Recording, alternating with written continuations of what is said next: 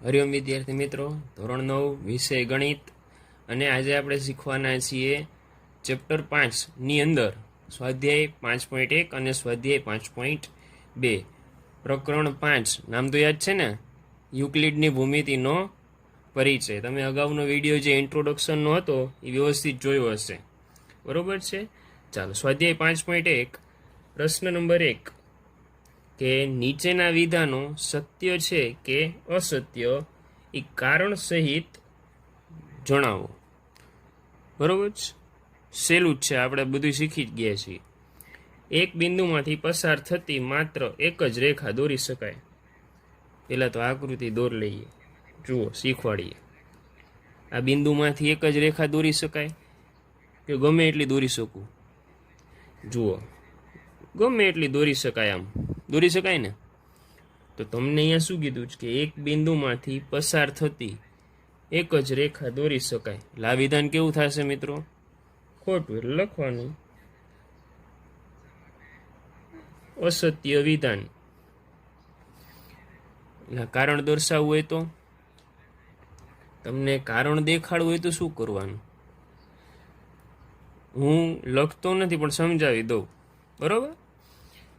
પરસ્પર છેદતી રેખાઓ, લંબ રેખાઓ. જો આ પરસ્પર છેદતી, પછી આ લંબ રેખાઓ થઈ, બરોબર? આ બધી રેખાઓ દોરી શકાય છે, બરોબર? એ કારણ સ્વરૂપે લખી શકો. હવે પ્રશ્ન 2 જોઈએ. બે ભિન્ન બિંદુમાંથી પસાર થતી અસંખ્ય રેખાઓ હોય છે. ચાલો આકૃતિ દોરું, જુઓ. આ બે બિંદુઓ છે, હાલો દોરી. આ બે ભિન્ન બિંદુઓમાંથી અસંખ્ય રેખાઓ દોરી શકાય? ન દોરી શકાય, એક જ થઈ. તો આપણે પૂર્વધારણા ભણી ગઈ છે. કઈ પૂર્વધારણા હતી તમને યાદ હોવું જોઈએ? કઈ? તો કે પેલી, બરોબર ને? તો કેટલી રેખા? અસંખ્ય રેખાઓ પસાર ન થાય. કેટલી થાય? અનન્ય. એટલે કે એક અને માત્ર એક જ. તો આ વિધાન કેવું છે?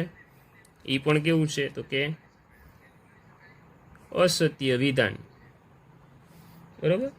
પરિણામ તમે લખી લેજો કે બે ભિન્ન બિંદુઓમાંથી માત્ર એક જ રેખા પસાર થઈ શકે છે. હવે જુઓ, એક શાંત રેખાને બંને તરફ અનિશ્ચિત રીતે લંબાવી શકાય છે. લંબાવી શકાય ને? આટલી રેખા હું દોરું તો આને તમે આમ સુધી ખેંચી શકો, ને આને આ સાઈડ પણ ખેંચી શકો છો. તો આ વિધાન કેવું છે? સત્ય છે. એટલે લખવાનું કે સત્ય વિધાન અથવા વિધાન સત્ય છે. તમે કારણ દર્શાવી શકો, કારણ કે આપણે આ પણ પૂર્વધારણાઓની અંદર શીખી ગયા છીએ કે શાંત રેખાને અનિશ્ચિત રીતે લંબાવી શકાય છે. એના પછી ચોથું જોઈએ, જુઓ.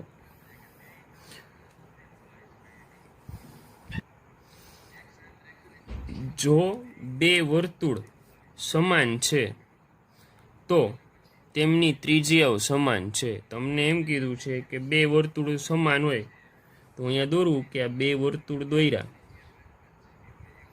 બરોબર ને? તો કે અહીંયાથી બેની ત્રિજ્યા સરખી. પણ બે સરખા ક્યારે હોય? કે જ્યારે એના કેન્દ્રથી પરિઘ સુધીનું માપ સમાન હોય. તો એટલે કે ત્રિજ્યા જ થઈ ને? તો બેની ત્રિજ્યા કેવી છે? સરખી છે. તો તમે કારણ શું દર્શાવી શકો? કે કેન્દ્ર અને પરિઘ વચ્ચેનું અંતર બે વર્તુળમાં સમાન હોય તો તેમની ત્રિજ્યાઓ કેવી થાય? સમાન થાય. આ રીતે તમે કારણ દર્શાવી શકો છો. એટલે આ વિધાન પણ કેવું છે મિત્રો? તો કે સત્ય છે.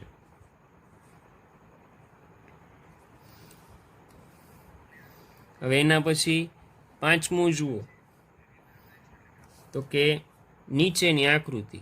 હું આકૃતિ તમને અહીંયા દોરીને દેખાડું છું. નીચેની આકૃતિમાં એ બી બરાબર પી ક્યુ, એટલે કે એ બી અને પી ક્યુ સરખું છે. અને પી ક્યુ અને એક્સ વાય, તો કે પી ક્યુ અને એક્સ વાય કેવા છે? સમાન છે. એટલે આ બે સમાન છે, તો આ બે સમાન છે તો પછી આ બે પણ સમાન થાય ને? એટલે કે એ બી અને એક્સ વાય પણ શું થાય? સમાન થાય. સ્વયંસિદ્ધ સત્યો આપણે જોઈ ગયા હતા કે એ બી પી ક્યુને સમાન છે અને પી ક્યુ એક્સ વાય સમાન છે. તો એ બી અને એક્સ વાય પણ કેવું હોય? સમાન હોય ને. પણ કોના અનુસાર કહી શકીએ? તો કે સ્વયંસિદ્ધ સત્ય અનુસાર. એટલે આમ આ વિધાન કેવું છે? સત્ય છે. આપણે કોના આધારે લખ્યું? તો કે આપણે જે સ્વયંસિદ્ધ સત્યો ભણી ગયા ને એના આધારે આપણે આ કહી શકીએ કે એ બી અને પી ક્યુ સરખા છે, પી ક્યુ અને એક્સ વાય સરખા છે, તો આ બે પણ સરખા થાય. બરોબર. આપણે તો ખાલી આ દર્શાવવાનું જ છે, પણ આપણે સ્વયંસિદ્ધ સત્ય હતા ને એના ઉપરથી આ દર્શાવી શકાય. ચાલો એના પછી એનો પ્રશ્ન નંબર 2 જોઈએ. પ્રશ્ન નંબર 2 વ્યાખ્યા આપો. હવે પહેલું તો કે સમાંતર રેખાઓ એટલે કે ક્યાંય છેદવી જોઈએ નહીં. સમાંતર રેખાઓ એટલે હવે જુઓ, એક જ સમતલમાં આવેલી બે રેખાઓ જે પરસ્પર ક્યાંય છેદતી નહીં હોય તો તેને સમાંતર રેખાઓ કહેવાય. તમે ભણી ગયા છો. પછી તો કે બીજું લંબ રેખાઓ. તો એમાં શું કહેવા માંગે? જુઓ કે જે બે રેખાઓ એકબીજાને કાટખૂણે છેદે છે તેમને લંબ રેખાઓ કહે છે. એટલે કે જુઓ આમ હું દોરું, એકબીજાને છેદે છે પણ કેવી? તો કે કાટખૂણે છેદે છે, તો એને લંબ રેખાઓ કહેવાય. બરોબર. જે બે રેખાઓ એકબીજાને કાટખૂણે છેદે, કાટખૂણે છે એટલે કે કાટખૂણો બનાવે છે, તો તેને લંબ રેખાઓ કહેવાય છે. બરોબર. છેદે કે છે એટલે બે ઈ જ થયું. આમ છેદે તો પછી અહીંયા બને તો કાટખૂણો જ. બરોબર. એના પછી જોઈએ ત્રીજું રેખાખંડ. રેખાના જે ભાગને અંત્ય બિંદુઓ હોય. હવે જુઓ,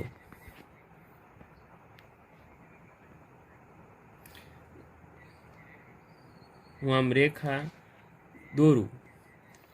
શું કીધું છે? રેખાના જે ભાગને અંત્ય બિંદુઓ હોય. આ રેખા છે ના આ બે ભાગ, અહીંયા આપણે અંત્ય બિંદુઓ કહીએ તો આને શું કહેવાય? રેખાખંડ કહેવાય. અહીંયાથી આટલું. બરોબર. આ પોઈન્ટથી આ પોઈન્ટ છે ને એને રેખાખંડ કહેવાય. આખી તો રેખા જ છે પાછી, એ યાદ રાખવાનું.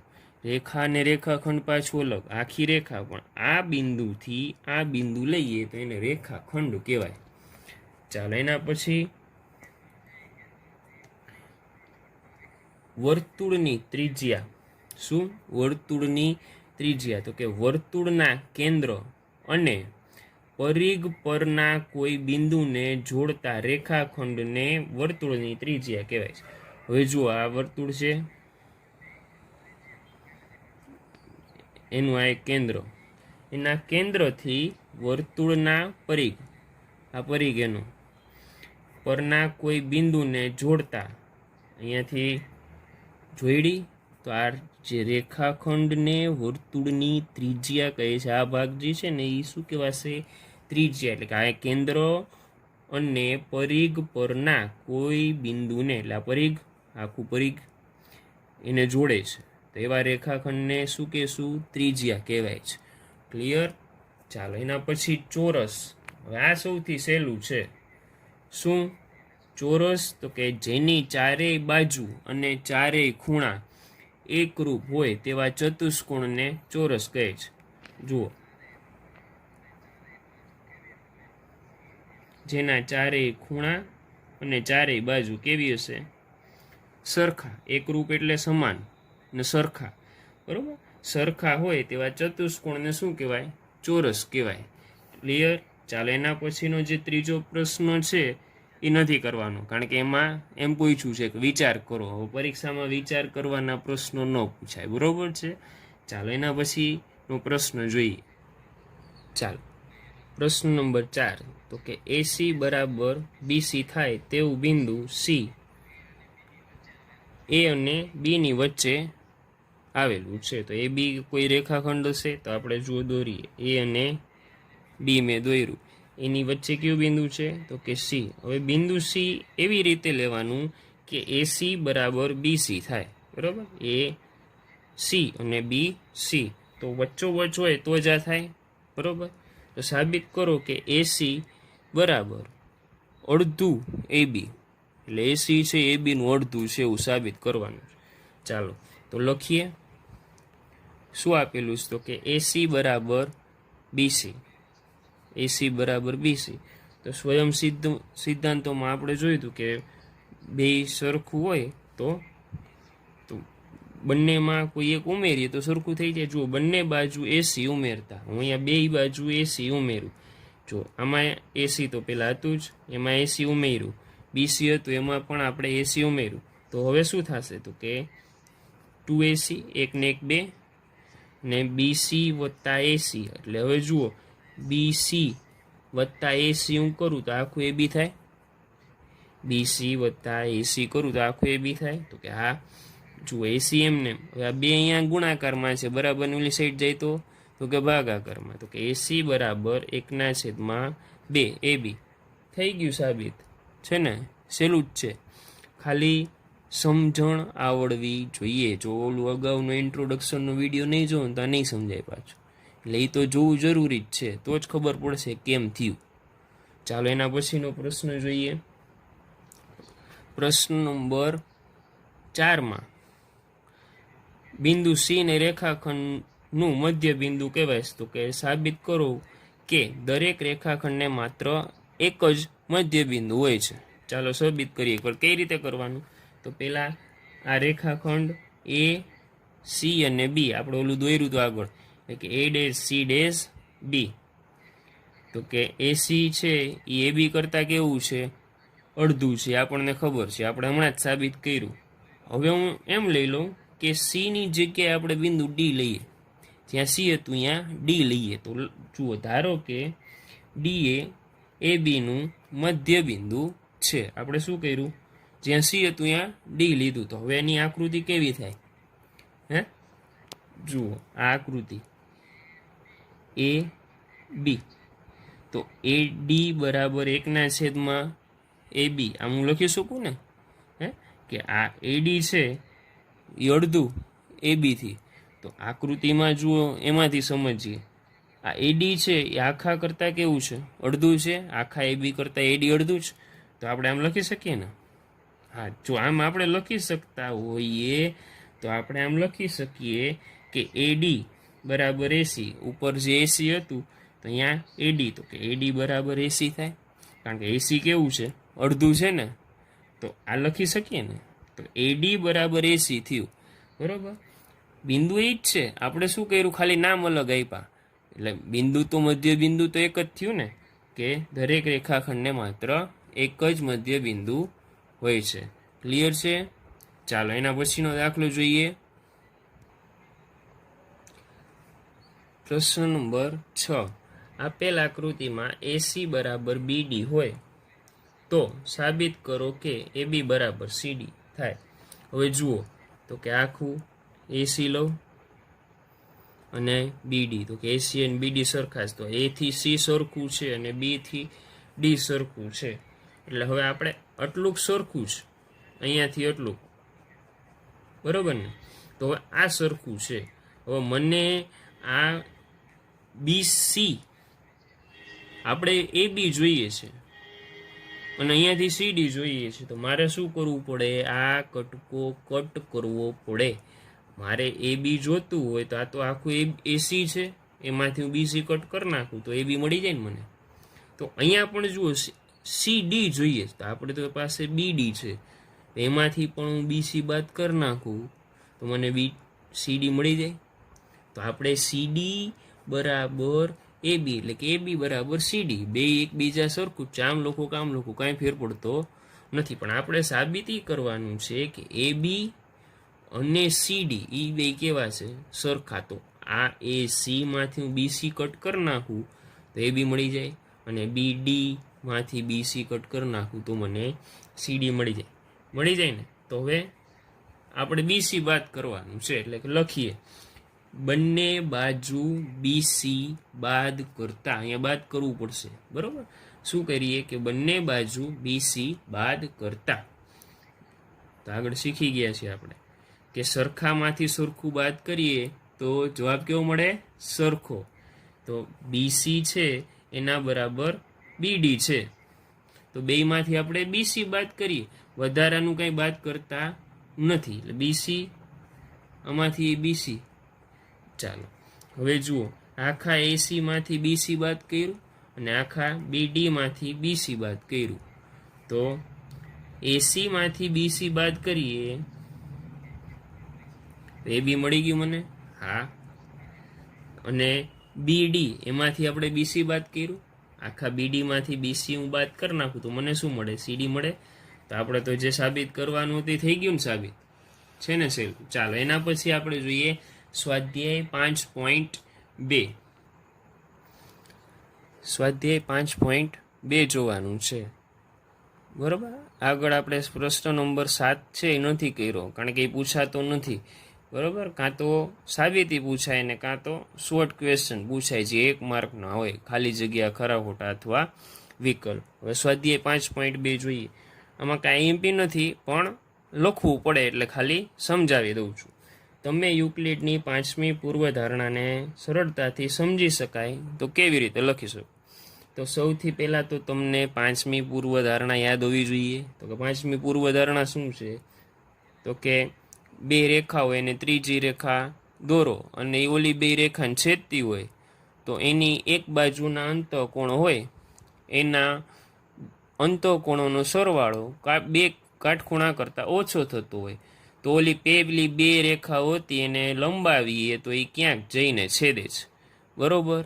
એને સહેલી રીતે લખીએ. જુઓ, ધારો કે રેખા એક્સ અને વાય, એટલે આ રેખા એક્સ અને રેખા વાય ને ત્રીજી રેખા ઝેડ છેદે છે, આ ઝેડ એને છેદે છે, બરોબર. 2 રેખા એને ત્રીજી રેખા છેદે છે અલગ અલગ બિંદુમાં પાછો. તો એના અંતઃકોણો કેટલા થશે? જુઓ તો આકૃતિમાં એક સાઈડ આ, પછી આ બીજું, અહીંયા ત્રીજું અને અહીંયા ચોથું. ટોટલ કેટલા અંતઃકોણો થયા? 4. તો અહીંયા સી બનાવે, આમે સી બને ને આમે સી બને, બરોબર ને. તો તેના 4 અંતઃકોણો બને છે. આ 4 અંતઃકોણો તમે જોયા. હવે શું થશે? આ જે ઊભી રેખા જે છે ઝેડની કોઈ એક બાજુના અંતઃકોણો તમે લ્યો તો રેખા ઝેડની એક જ બાજુના અંતઃકોણોનો સરવાળો 180 થાય. શું કીધું છે? રેખા ઝેડની એક જ બાજુના અંતઃકોણોનો સરવાળો 180 થાય તો તે રેખાને લંબાવતા, આમ લંબાવવાની, એકબીજાને છેદશે નહીં. શું કીધું છે? એકબીજાને છેદશે નહીં. કારણ, હવે જુઓ, આ અંતઃકોણો આપણે જોયા, આનો 90, આનો 90, તો આ બે 180 થઈ ગયું. તો હવે કોઈ પણ આ એક સાઈડનો સરવાળો 180 થયો તો હવે આને લંબાવો તો ક્યાંય છેદવાની નથી, કારણ કે એ બે કેવી થઈ ગઈ? સમાંતર થઈ ગઈ. ચાલો એના પછી જુઓ તો બીજો પ્રશ્ન શું કીધું છે કે શું યુક્લિડની 5મી પૂર્વધારણા પરથી સમાંતર રેખાઓનું અસ્તિત્વ નક્કી થાય છે? તે સ્પષ્ટ કરો. તો હવે શું થાય? તો કે હા. ક્યારે કરી શકાય? જુઓ, આકૃતિ બરોબર છે, ખાલી જુઓ, જોઈ લ્યો, વ્યવસ્થિત જ છે. 2 રેખા છે, બરોબર, એક્સ અને વાય, એને ત્રીજી રેખા છેદે છે, કઈ? ઝેડ. હવે શું કીધું છે? 5મી પૂર્વધારણા એમ કહે છે કે 2 અંતઃકોણોનો સરવાળો કાટખૂણા કરતાં કેવો થવો જોઈએ? ઓછો, એટલે 180 કરતાં ઓછો થવો જોઈએ. હવે જો 180 થઈ જાય, આનોય 90 હોય અને આનોય 90 હોય, જો એક્ઝેક્ટ 180 થાય તો એક્સ અને વાય બંને કેવી હશે? સમાંતર હશે, જેને આગળ સુધી લંબાવતા ક્યાંય છેદવાની નથી. એવું વ્યવસ્થિત કારણ આપણે આની અંદર લખી શકીએ, બરોબર, જે તમારે લખવાનું છે. અહીંયા આપણું સ્વાધ્યાય 5.2 અને આપણું પ્રકરણ 5 અહીંયા પૂરું થાય છે. એના પછી આપણે મળશું નેક્સ્ટ નવા ચેપ્ટરમાં બરોબર છે. આજ માટે એટલું જ. હરિઓમ. આખો વિડીયો એકવાર વ્યવસ્થિત જોઈ જાજો.